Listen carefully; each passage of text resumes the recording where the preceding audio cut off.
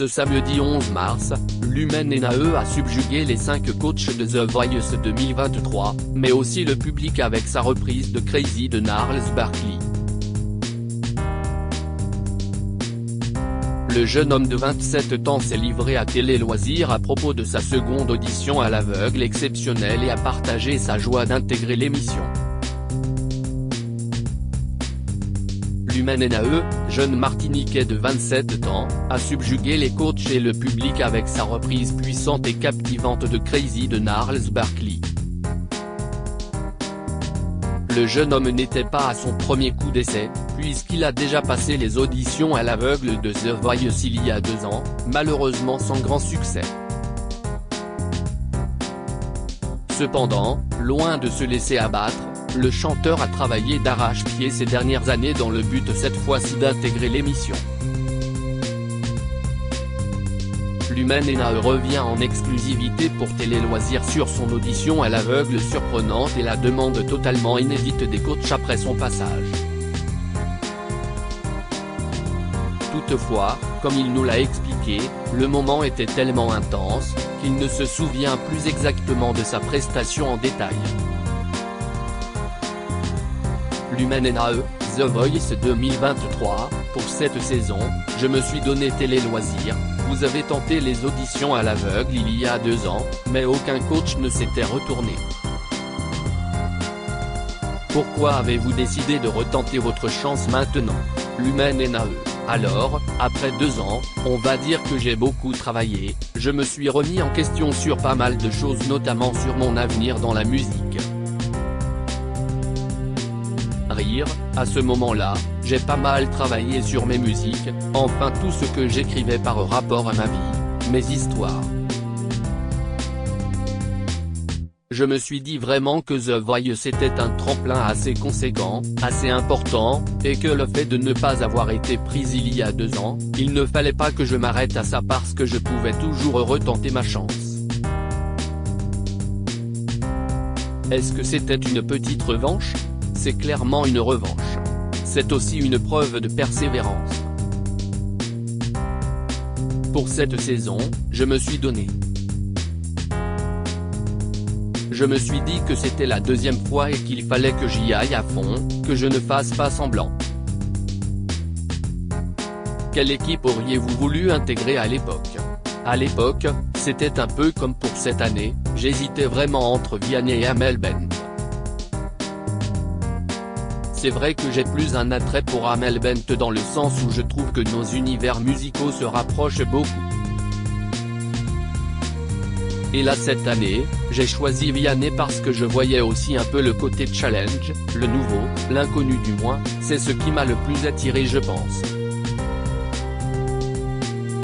Je passe de 0 à 4 fauteuils, c'est incroyable. Avez-vous ressenti un stress supplémentaire en repassant les auditions? Je me suis mis la pression en repassant les auditions dans le sens où je ne voulais pas me retrouver dans la même situation qu'avant. Il y a 2 ans, je n'ai pas réussi et je ne me suis pas totalement laissé éteindre par mon échec, mais c'est vrai que peut-être 2 fois de suite, ça n'aurait pas été la même chose. Il y avait la pression de il faut que je réussisse, il faut au moins un coach, ou même s'il n'y en avait aucun, que je sois fier de ma prestation. Et pour le coup, ça a été le cas. Je passe de 0 à 4 fauteuils, c'est incroyable. Il y a 2 ans, personne ne s'était retourné, cette fois-ci, vous les avez tous convaincus. Qu'avez-vous ressenti en découvrant les 4 fauteuils retournés? On le découvre pendant qu'on chante. La première personne qui s'est retournée c'est Amel Bent, et rien que ça, quand j'ai vu que quelqu'un s'était retourné, je me suis dit ok au moins j'ai un premier pied dans l'aventure. En vrai, ça aurait pu s'être arrêté là, j'étais content. Puis, quand j'ai vu que tous les autres coachs s'étaient retournés ensuite, j'aurais pu arrêter la chanson, c'est génial, on peut s'arrêter là. Au-delà des fauteuils, les coachs étaient debout tous ensemble pendant votre performance et ils ont passé un excellent moment.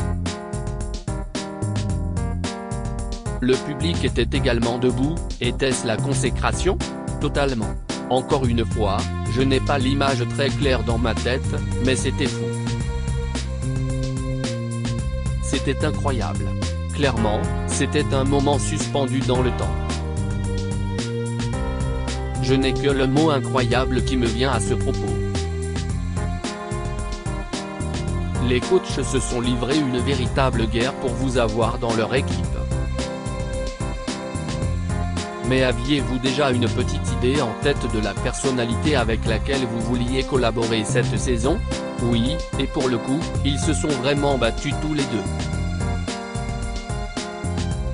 Du coup, ça faisait exactement comme il y a 2 ans, il avait la même hésitation entre les deux. Note de la rédaction. C'est un peu flou, je dois avouer, pour me rappeler ce qu'ils ont dit, ce qui a fait que j'ai choisi Vianney et pas Amel Bent. Les images me reviennent, mais ce n'est pas très clair. C'était une soirée irréelle. C'était presque un rêve. Est-ce que le geste de la main de Vianney a été l'élément qui a fait pencher la balance en sa faveur? Alors, je pense que oui. Je pense que c'est vraiment le fait qu'il soit venu, et qu'il m'ait tendu la main. Puis là, j'ai juste donné ma réponse. Je n'ai pas du tout réfléchi à qui je devais vraiment choisir à ce moment-là, c'était une main amicale, je me suis dit go. Les coachs ont fait appel à la VAR après que vous ayez fait votre choix, une première dans l'émission. Qu'avez-vous ressenti en les voyant continuer à se battre pour vous alors que vous aviez quitté le plateau et déjà rejoint vos proches? Si je me rappelle bien, je sais que j'ai dit Vianney, mais le micro était derrière lui. Donc, c'est vrai que ce n'était pas très clair. Ils ont demandé à la régie et si je me souviens bien également au public. Je ne sais plus si c'est Big Flo ou Oli qui ont demandé qui j'aurais dû avoir choisi. Qu'avez-vous ressenti en les voyant se battre pour vous avoir dans leur équipe? Tellement de joie. C'était incroyable. Je n'ai pas de mots. En plus, il y avait mon frère et mon cousin avec moi. Alors qu'il y a 2 ans, j'étais tout seul, il n'y avait pas ma famille. Le fait qu'ils soient présents, je pense que ça m'a apporté aussi. Quand on est rentré, on a bien discuté de ce qu'il s'est passé. C'est fou. C'était une soirée irréelle. C'était presque un rêve. Votre frère et votre cousin étaient là pour vous soutenir pendant votre audition à l'aveugle, mais vos parents n'ont pas pu faire le déplacement. Pratiquement toute ma famille est en Martinique. J'ai que des cousins et des tantes en France métropolitaine. Encore une fois, c'était génial que mon frère et mon cousin soient là pour les auditions à l'aveugle, c'était vraiment des piliers. Contrairement à il y a 2 ans, il y a moins le côté ok je passe à la télé mais après ils savent que je ne suis pas pris, à cette époque je ne voulais le dire à personne. Et là, pour le coup, je veux que tout le monde regarde, je veux que l'on me voit passer. Il y a quelque chose de marquant qui se passe pendant mon audition à l'aveugle. Vous attendiez-vous à cela en participant à nouveau à The Voice? Tant d'engouement? Pour le coup, non. Mon but, c'était juste de passer les auditions à l'aveugle puis bon. Qu'il y ait de l'engouement ou pas, moi j'aurais été content d'être pris même en ayant fait une chanson toute simple et qu'un coach se soit retourné. Mais, ça booste, ça pousse à aller plus loin, à faire mieux, à tout donner à chaque étape. Parce qu'avant de passer les auditions à l'aveugle, on doit passer plusieurs étapes, déjà, rien que ces étapes-là, quand on les passe, on est fier de nous. Parmi plus de 50 000 personnes, on a été parmi les 100 derniers à être sélectionnés. Il y a mon passage, mais il n'y a pas que ça. Il y a quelque chose de marquant qui se passe pendant mon audition à l'aveugle et je ne sais pas, peut-être que ça restera dans l'histoire de l'émission, qui sait. Pourquoi n'avez-vous pas repassé les auditions à l'aveugle avec le même titre que la première fois, Blinding Lights de The Weeknd? Ah non. Ça, je n'aurais pas pu. Parce que si ça avait été négatif, ça aurait été pire pour moi. Je n'aurais pas pu supporter. J'ai préféré chanter Crazy, de Gnarls Barkley, note de la rédaction, une chanson que j'aime beaucoup et que j'ai chantée au Sanko Façon Contest. Et là, j'ai senti que ma voix était faite pour cette chanson et que je la délivrais de la bonne manière. Et que ça touchait les gens, c'est ça l'essentiel. Pouvez-vous nous en dire davantage sur votre nom de scène Lumen Nae? Pourquoi utilisez-vous un pseudonyme? Lumen Nae est l'anagramme d'Emmanuel, son prénom, note de la rédaction. Alors, pourquoi Lumen Nae? C'est tout simple, je trouvais qu'il y avait beaucoup d'Emmanuel et je voulais me démarquer, rire. Il y a déjà le président de la République, Emmanuel Moir, je me suis dit bon, on va essayer d'avoir un petit twist.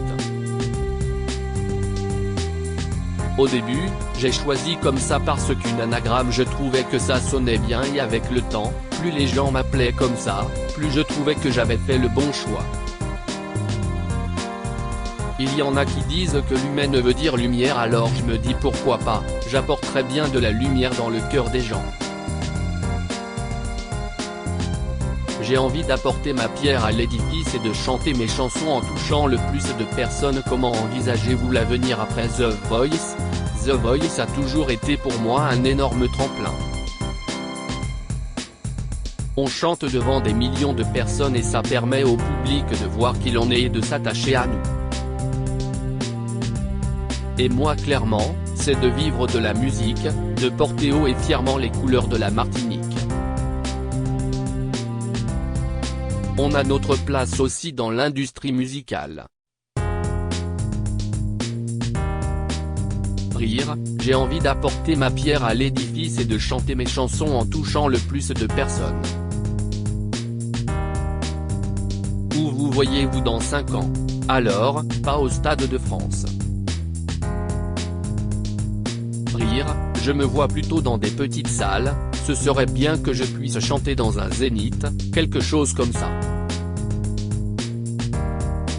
Qu'il y ait une sorte de ferveur, que les gens soient touchés par ce que je propose ou bien même, juste qu'un jour j'ai une chanson et que tout le monde la connaisse par cœur, ça serait incroyable. Et que je n'ai même pas besoin de chanter et que lorsque je tends le micro, tout le monde connaisse les paroles par cœur, limite, ça pourrait me faire pleurer. Et surtout, qu'un jour ma famille soit dans le public à me voir chanter. À lire aussi The Voice 2023, Amel Bent va retrouver un ancien candidat de la saison 2 de Nouvelle Star.